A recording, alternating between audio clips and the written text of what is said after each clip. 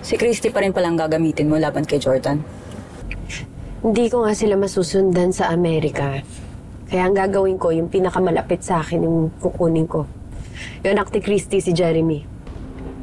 Mapapauwi ba talaga si Jordan ng dahil dun? Eh, hindi naman niya anak yung batang yun. Pues mapipilitan siyang bumalik. Dahil yun ang hihingin kong kapalit. Kay Junior. Balik nila sa akin yung anak ko para ibalik ko rin sa kanila si Jeremy. Pero mukhang talagang iniwan na ni Jordan si Christy. Hindi nga nila alam kung nasan, di ba? Gagana ba talaga yung plano mo? Bakit may iba ka pa ba naiisip?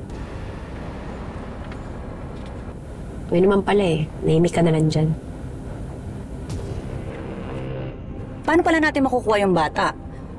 Eh, panigurado, hindi naman basta-basta ilalabas ni Christy yung anak niya. Kaya nga mamanmanan natin sila. Para malaman natin kung anong kilos nila.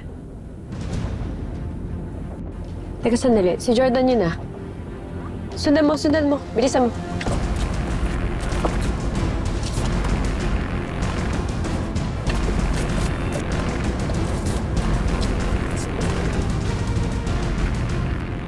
Sigurado ka ba?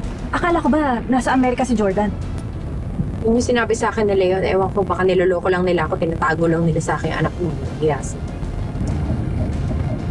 Tutukan mo ha.